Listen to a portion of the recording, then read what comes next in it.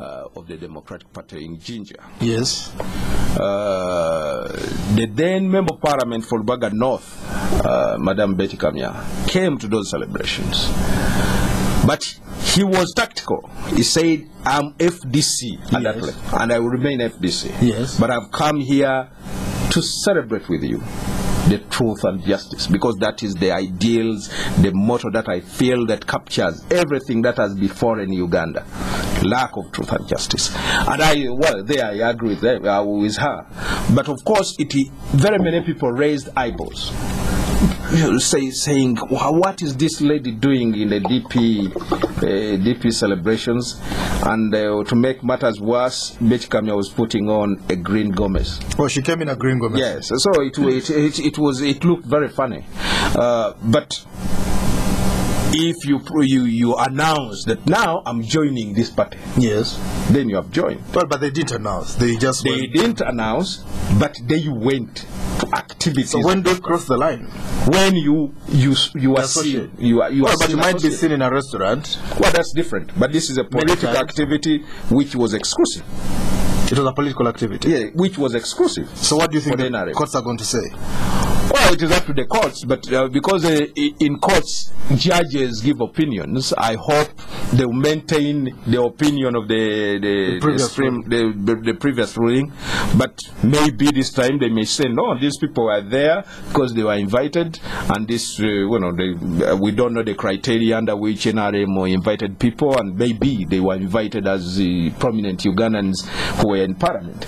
Well, it's up to the courts to decide. But if that case came to me, I would definitely rule that these people joined another party, and they will be subjected to the law. Let's talk about Mr. Bukenya, Professor Bukenya. He says he's still mahogany. Now we know that the IGG has come under fire in connection with the way he handled this case. At first he said he had a solid case, and now he withdraws charges in circumstances that people think are not very clear. Gilbert Bukenya says President Museveni is a very good friend of his. He kept calling him, and he has been resolved. Is it because the president said Bukenya was innocent, or why? What do you think? Well, it all brings about the debate whether the IGG is independent. Very many people have raised those observations by saying that, you know what, the IGG, Mr. Raphael Baku, was a personal assistant to Mr. Mama Mbabazi, and some were saying that it was Honorable Mama Mbabazi using the IGG. Even the president one time said, no, I know what is taking place here. Some people are using the IGG to fight their battles. He said institutions, I think. Institutions to fight their battles. So that brings about a new debate. Is there? No, it is just resuscitate that debate. Yes. Is the IGG independent? Because if the president says that Bukenya is innocent, you also go and withdraw cases. Are you independent? Well, they told us that because they have a different case that is filed against government on the same case, and therefore they don't want to jeopardize the other one and things like that. You think it's a technical thing? Oh, well, I know in courts lawyers hide behind technical things, but definitely it is going to remain a question, and the IGG has to answer that question. To me, I would definitely call for another institution, I don't know which, to investigate the IGG. And how will it escape the cloud? That's the question. Should it be Parliament investigating the IGG? Should it be police? I don't know how they are going to do it, because I really feel that police is infiltrated and it has been compromised. Which institution can really come and investigate and really get off this veil? Maybe the Uganda Law Society. Oh my God! It will also be in that. Something will happen. Yeah, but on Gilbert Bukenya in praising President Museveni, I think this is politics. What do you mean? You don't think they like each other? I very much think that their love affair ended some time back, and it is now superficial. You think so? I think so. I don't think that really. I think if they met in private, they won't hug each other. They don't like each other that much. Well, they are old people. They are gentlemen. I know they will greet each other, but even if they're alone, nobody else is watching. Well, if they are alone, I think one of them will tell the other his mind that I think you are not doing me well, and I don't like the way you behave. But this saga is putting a lot of question on the institution of the IGG, and the IGG should really clear the institution. We'll talk a little bit more about this case, but first of all, let's talk about Gilbert Bukenya, the man. He introduced Upland Rice. It saved us hundreds of millions of dollars, well, dozens of millions of dollars in export. We've saved money that would have spent in importing rice, import substitution. Well, do you think you should have been given a chance to promote Upland Rice? Maybe would have come up with another plan as well. No, I think what the president should have done with a person who has started up such a good project in the country, even if he was disappointed as the vice president of the nation, he should have been given the opportunity to carry on with that project. It definitely under what umbrella, as an individual? Well, they should have helped, because what we lack now is productivity in this country. Yes. I don't know how the growth rate of agriculture last year, I don't know. Yes. But if I'm not mistaken, it's not more than 3%. That was the growth. It is not even 2%. But our population is growing at 3.6% yes. per annum, which means that the growth in agriculture, which is supposed to feed our people, does not match the population growth, and it is very, very, very scary. Therefore, what the president should have done is to promote this. But I understand, I have information that because this venture was offering Professor Bukenya an opportunity to go out there in the general public and mobilizing, they said no, this must stop, and they what do you mean? It's a good product, so if it works out, you let it continue. Maybe they started becoming politics in it, because for sure Professor Bukenya is a mobilizer. Yes. He has mobilized his constituency. He has mobilized people to participate in upland rice growing, which is a huge success. Yes, which is a huge success. And therefore, if he used that very project to sell his political ambition, then it was a threat to the powers that be. And I want to think that this really scared them off. Explain that to us a little bit in more detail. Some of us are not politicians, but you're a politician. Explain that again. Upland rice becoming, how does that threaten the state? If you are a political animal, if you are a politician, you want to remain with the hold on the population, and you don't want anybody to come and the only bull in the crowd. You need to remain the honorable, as you put it, the honorable bull in the club. If you see somebody really trying to come and occupying that space, then you must be scared. Upland rice was being grown all over the country. Yes. I've traveled in this country. I've seen upland rice everywhere, and it is being helped. It is being invested in by the UN, by many of these agencies. But it was started by Professor Bukenya. Yes, we know that. And he has been going to these farmers, talking to them. Let's do this. Let's do that. Only that touch with those farmers can make him a very strong politician. If he comes back wearing another hat. Yes. Because those are the people he has talked to.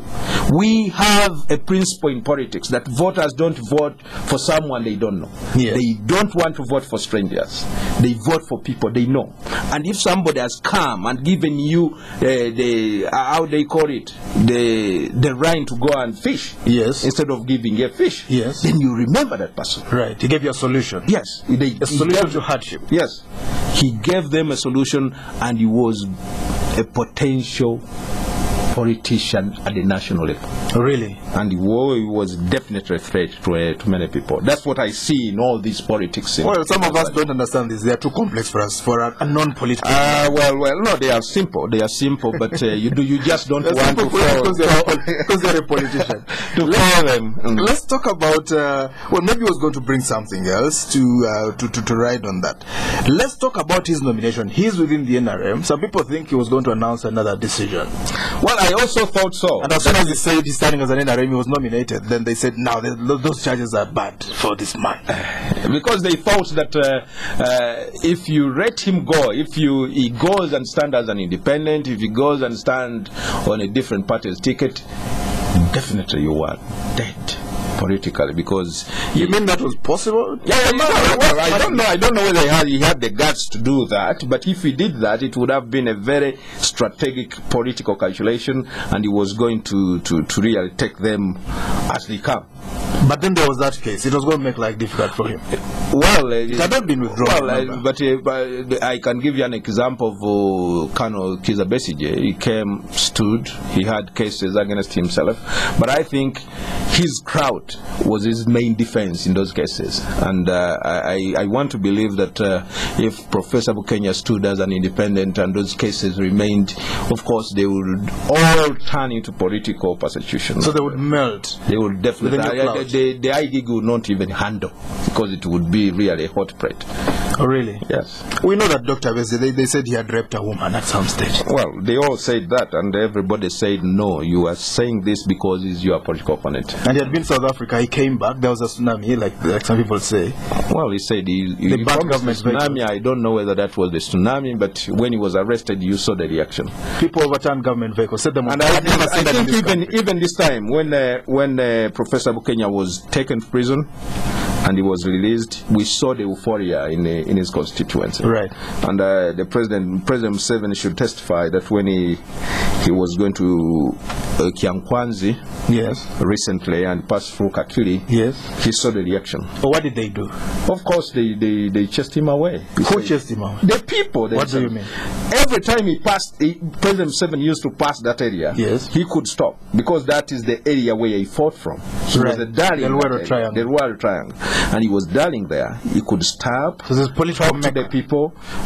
But this time when he went there, he heard those voices that, no, you are not trustworthy, you have arrested a man, and things like that. So it was going to, the charges of Kenya were going to become another. Do you think they could still melt even if he was an independent? I think so. But we know that when he was in Luzira, many people went to visit him. One of them was the Cardinal and many other people, religious leaders. What was it going to become? A political Mecca pilgrimage to Luzira if he stayed there long, or what?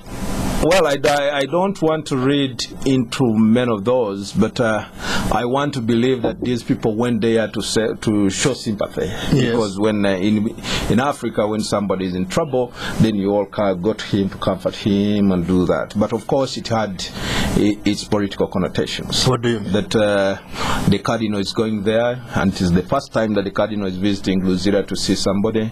The Archbishop is going there. Then the Kabaka sends a message of solidarity. Well, it was going to be interpreted politically, and it was going to be real bad.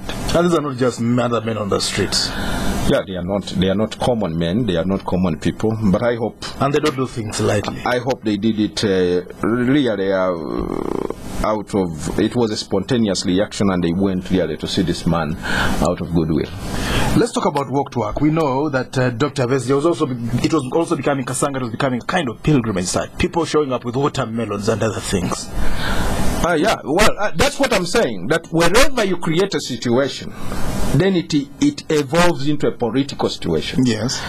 Incarcerating Dr. Besi at his home created sympathy. And because there is wide dissatisfaction in the public, they wanted to vent their anger by going to see Dr. Besi. They were carrying watermelons. Carrying food, carrying sweet bananas, carrying all those things. Sugarcane. Just to show you that, well, whether you lock up this man, we don't believe you. And I hope the government really read the barometer and said, no, let's leave it. But Kadaga said walk to work should not be continued. What do you think?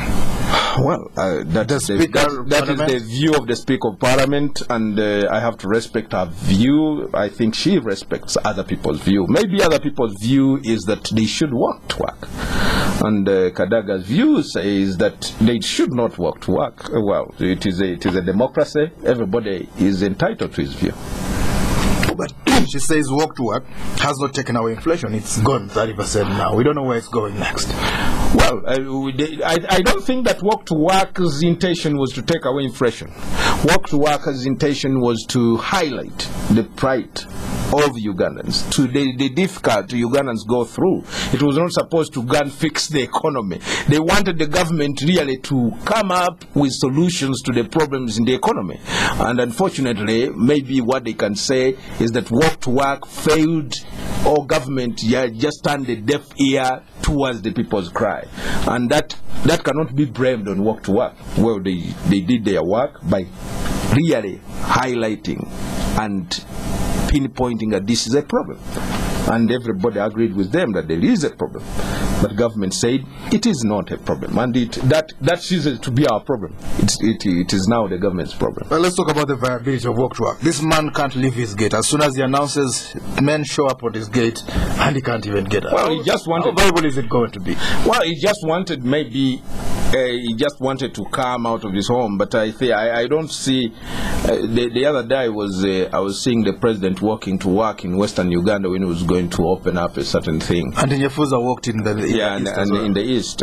So I think we are just making this whole issue of Walk to Work very important, very dangerous political animal. But I don't have the same views myself. What do you think would happen if they let him walk to Najananko? Nothing. For example, I went to Dr. Kizabesige's home, walking from Kasangati to Najanankumbi the first day, then the second day. I don't think you can make it the third day. But they should let him walk. It is because these people have started fearing even their shadows, but I don't think that there is anything in there. But it's just an expression of dissatisfaction, and they should leave people to vent out their anger. What they should discourage is for people to become rowdy, to become riotous. But for a group of people walking with Kano Besije to Najanankumbi chanting, what's wrong with that? You don't see a problem with that? I don't find a problem. But some people think they'll come to City Square and camp there, begin. Well, because they. Why would you fear people? What would you fear? Why would you fear people sitting at State Square? Well, they could turn it into their home and then begin to chant. Well, what's wrong with that? Night. What's wrong with that? Light bonfires. Unless you really confront them and they become. Well, some people are saying, why would they camp there in the first place? I don't even understand that. Well, that is very speculative, and I don't want to debate speculations. Yes. Because Dr. Besige has not told us that he wants to go and sit at the square. If you feel that you suspect that he wants to go and sit at State Square, then direct his walking. Follow him, and he does not go to State Square if you fear State Square. And I don't see what is at State Square. State Square is an open ground. Yes. It is supposed to be a constitutional square where people can express their rights. Some people tried to do a birthday party there, and they were blocked. Yes, our youth wanted to do a birthday party. I don't know how that threatened the government, but I'm beginning to doubt whether the prowess of this government is what it is, because to fear people gathering at a open ground that they may threaten overthrow of government, that government does not really deserve to be called a government, because if you are threatened by people gathering, you are not worth being there. Well, they had gifts on that day for the birthday. Yeah. They had some mangoes, but eventually those mangoes disappeared. And let's move on. Let's talk about Professor Nabdere, one of the gang of four. They had Edward Rugumayo, they had Omonyo Jok, Professor Edward Rugumayo, and Professor Yash Tanon. Four professors, they were called the gang of four. Ideologues in the formative years of this country. What did you make of it? Well, of course, we have lost a regent. He has played his part. I was one of those people who thought that the Gang of Four was composed of very radical politicians, and I thought that they were communists. They were communists, but I think they were left wingers. I would say they were, and later on they turned into for Professor Dan center of left. Yeah, now they became a center left. Democrat. But it is a pity that we have lost such a brain. It is not very easy to repress them, but of course that's the destiny of all of us. But I think what we need to learn from the demise of Professor Dan Wadada Nabdere is what type of death are we preparing for ourselves? Yes. I think everybody has been praising Dr. Nabdere's role in the politics. Has been good words only coming out. Yeah, good words only coming out.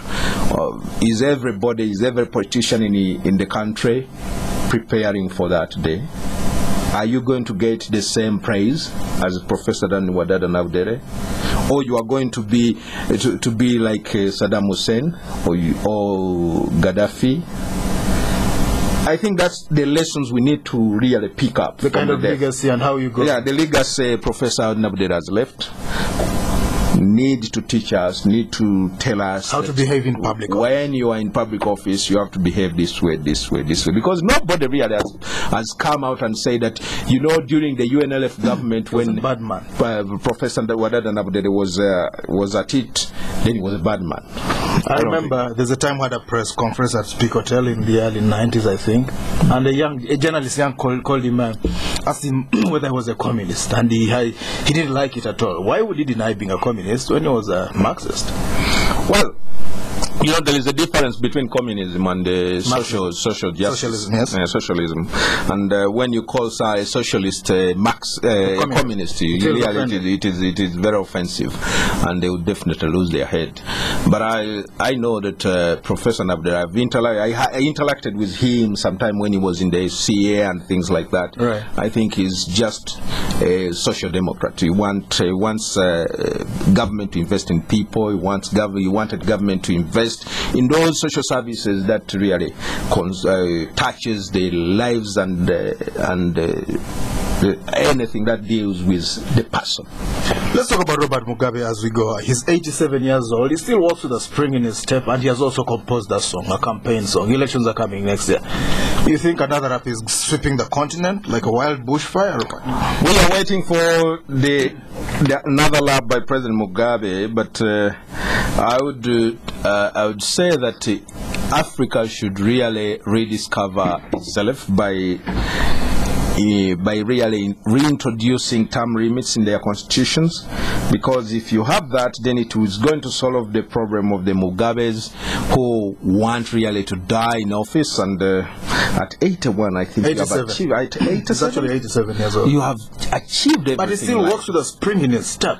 Yeah, but you are not